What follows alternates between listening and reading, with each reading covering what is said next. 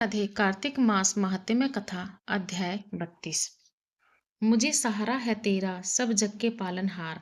कार्तिक मास के महात्म्य का 32वां विस्तार। भगवान श्री कृष्ण ने आगे कहा है, हे यमराज की आज्ञा शिरोधार्य करते हुए प्रेतपति धनेश्वर को नरकों के समीप ले गया और उसे दिखाते हुए कहने लगे, हे धनेश्वर, महान भय देने वाले, इन नरकों की ओर दृष्टि डालो।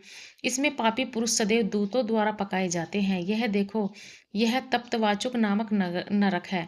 इसमें देह जलने के कारण पापी विलाप कर रहे हैं। जो मनुष्य भोजन के समय भूखों को भोजन नहीं देता, वह बार बार इस नरक में डाले जाते हैं। वह प्राणी जो गुरु, अग्नि, ब्राह्मण, गो, वेद और राजा इनको लात मारता है, वह भयंकर नरक अतिशय पापों के करने से मिलते हैं। आगे देखो, यह दूसरा नरक है जिसका नाम अंधात्मिस्त्र है। इस पापियों की सुई की भांति मुख वाले तमोत नामक कीड़े काट रहे हैं। इस नरक में दूसरों का दिल दुखाने वाले पापी गिराए जाते हैं। यह तीसरा नरक है जिसका नाम क्रेई है। इस नरक में पापियों की ओर से चीरा जाता है। यह नरक भी ऐसी मंत्रवर्ण आदि भेदों से 6 प्रकार का होता है। इसमें स्त्री तथा पुत्रों के वियोग कराने वाले मनुष्य को कढ़ाई में पकाया जाता है। 2 प्रियजनों को दूर करने वाले मनुष्य भी असीमत्र नामक नरक में तलवार की धार से काटे जाते हैं और कुछ भेड़ियों के डर से भाग जाते हैं।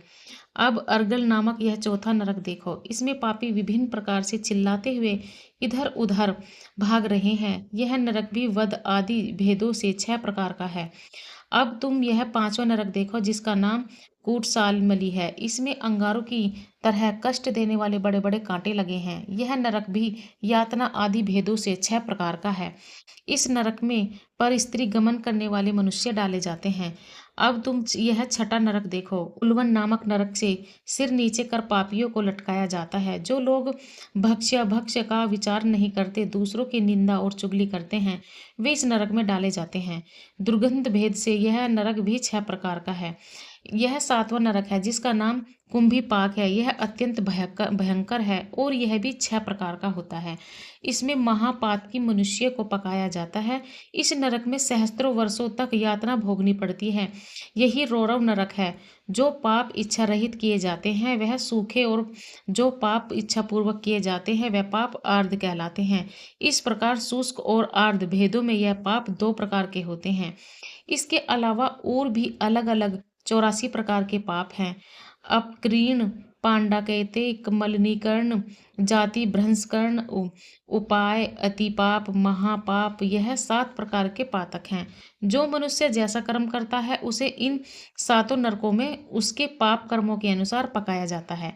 चूंकि तुम्हें कार्तिक व्रत करने वाले प्रभु भक्तों का संसर्ग प्राप्त हुआ था, इससे पुण्य की वृद्धि हो जाने के कारण ये सभी नरक तुम्हारे लिए निश्चय ही नष्ट हो गए हैं। इस प्रकार धनेश्वर को नरकों का दर्शन कराकर प्रेतराज उसे यक्षलोक में ले गए।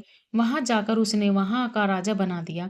वही कुबेर का अनुचर धनक्षय के नाम से प्रसिद्ध हुआ। बाद में महर्षि विश्वामित्र ने उसके नाम पर तीर्थ बनाया था। कार्तिक मास का व्रत महाफल देने वाला है। इसके समतुल्य अन्य कोई दूसरा पुण्य कर्म नहीं है। जो भी मनुष्य इस व्रत को करता है तथा व्रत को करने वाले को दर्शन करता है, उसे मोक्ष की प्राप्ति होती है। राधे राधे। 32वां अध्याय पूरा हुआ। इससे आगे की कथा 33वें अध्याय में सुनेंगे। आगे सुनिए 33वां अध्याय, कार्तिक मास महात्म्य कथा अध्याय 33। सूत जी ने कहा, इस प्रकार अपनी अत्यंत प्रिय सत्यभामा को यह कथा सुनाकर भगवान श्री कृष्ण संध्योपासना करने के लिए माता के घर में गए। यह कार्तिक मास का व्रत भगवान विष्णु को अति प्रिय है तथा भक्ति प्रदान करने वाला है। रात्रि जागरण, प्रातःकाल का स्नान, तुलसी वट, सींचन, उद्यापन और दीपदान, यह 5 कर्म भगवान विष्णु को प्रसन्न करने वाले हैं, इसलिए इनका पालन करना अवश्य चाहिए। ऋषि बोले, भगवान विष्णु को प्रिय अधिक फल की प्राप्ति कराने वाले, शरीर के प्रत्येक अंग को प्रसन्न करने वाले कार्तिक माहात्म्य में आपने हमें बताया, यह मोक्ष की कामना करने वालों अथवा भोग की इच्छा रखने वालों मनुष्य को यह व्रत अवश्य ही करना चाहिए। इसके अतिरिक्त हम आपसे एक बात पूछना चाहते हैं। यदि कार्तिक मास का व्रत करने वाला मनुष्य किसी संकट में फंस जाए या वह किसी वन में या व्रती किसी रोग से ग्रस्त हो जाए, तो उस मनुष्य का कार्तिक व्रत को किस प्रकार करना चाहिए? क्योंकि कार्तिक व्रत भगवान विष्णु को अत्यंत प्रिय है और इसे करने से मुक्ति एवं भक्ति प्राप्त होती है, इसलिए इसे छोड़ना नहीं चाहिए। श्री सूत जी ने इसका उत्तर देते हुए कहा, यदि कार्तिक का व्रत करने वाला मनुष्य किसी संकट में फंस जाए तो वह हिम्मत करके भगवान शंकर या भगवान विष्णु के मंदिर में जो भी पास में हो उसमें जाकर रात्रि जागरण करे।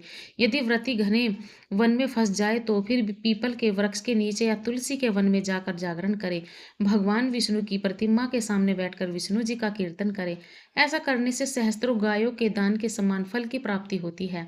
जो मनुष्य विष्णु जी के कीर्तन में बाजा बजाता है उसे वाजपेयी यज्ञ के समान फल की प्राप्ति होती है। और हरि कीर्तन में नृत्य करने वाले मनुष्य को सभी तीर्थों में स्नान करने का फल प्राप्त होता है। किसी संकट के समय या रोगी को हो जाने और जल न मिल पाने की स्थिति में केवल भगवान विष्णु के नाम मात्र से मार्जन ही कर ले।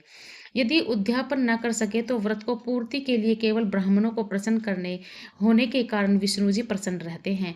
यदि मनुष्य दीपदान करने में असमर्थ है तो दूसरे की दीप की वायु आदि से भली भांति रक्षा करे।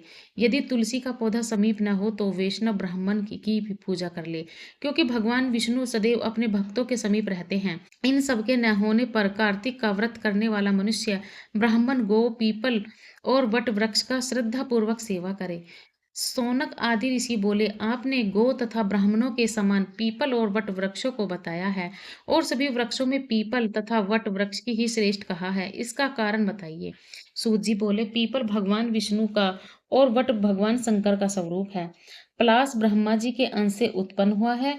जो कार्तिक मास में उसके पत्तल में भोजन करता है वह भगवान विष्णु के लोक में जाता है। जो इन वृक्षों की पूजा, सेवा एवं दर्शन करते हैं उनके सभी पाप नष्ट हो जाते हैं। ऋषियों ने पूछा, हे प्रभु, हम लोगों के मन में एक शंका है कि ब्रह्मा, विष्णु और शंकर वृक्ष स्वरूप क्यों हुए। कृपया आप हमारी इस शंका का निवारण कीजिए। सूत जी बोले, प्राचीन काल में भगवान शिव तथा माता पार्वती विहार कर रहे थे।